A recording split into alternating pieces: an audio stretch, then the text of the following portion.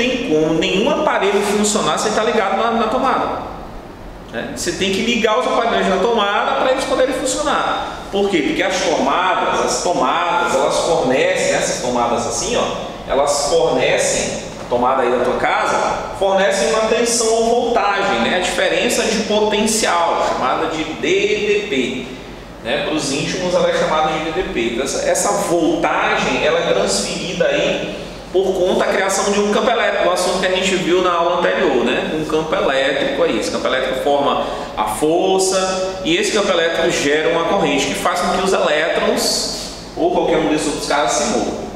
Essa tensão ela varia de estado para estado. Você sabe que no Maranhão, aqui no Maranhão, a voltagem é 220 volts. Depois a gente vai discutir isso mais na frente, porque que alguns estados têm 220 e outros estados têm 110, né? Pouca gente sabe disso, não sabe por que a diferença, mas a gente tem aí uma pequena mudançazinha que faz com que essa voltagem seja alterada.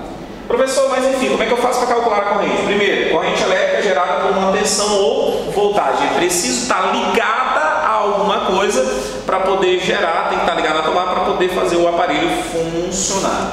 Os aparelhos que geram corrente, né, são chamados de geradores. Uma tomada dessa, uma bateria, uma pilha, eles são chamados de geradores. Professor, como é que eu faço para calcular a corrente elétrica? Gente, rapidinho. Quero calcular a corrente? Ó, o izinho pega a variação de carga, ou se você quiser, como alguns livros falam, é só você pegar a quantidade de carga elétrica e dividir pelo tempo. O aparelho fica ligado. Isso é o cálculo da corrente. Professor, qual a unidade da corrente elétrica? Gente, a unidade da corrente elétrica é o ampere, tá? São os amperes. Símbolo A é o ampere. Então você vai pegar a carga, certo? Você vai pegar a carga elétrica e vai dividir pelo tempo. Você pega a carga elétrica, tá? Que é essa aqui.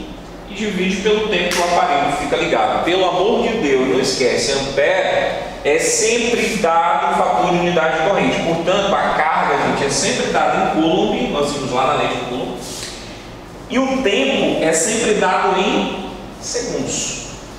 Uma carga passou no condutor durante 2 minutos. Transforma esses 2 minutos em segundo. Corrente elétrica não aceita tempo em minuto e em hora. Ela só aceita em segundos.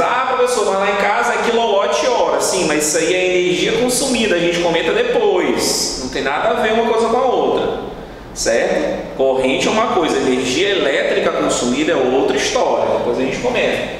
Então lembra, intensidade de corrente elétrica é pegar a quantidade de carga, dividir pelo tempo. Pega a quantidade de carga em coulomb, divide pelo tempo. Se você olhar bem aqui, nós temos uma solução eletrolítica que ela é formada por íons, né? Íons positivos e negativos, você sabe disso. Como eu tenho íons positivos e negativos, essa fórmula dá uma pequena mudançazinha, viu? Quando você estiver calculando a corrente em condutor metálico, que é elétron livre, é só pegar a carga pelo tempo.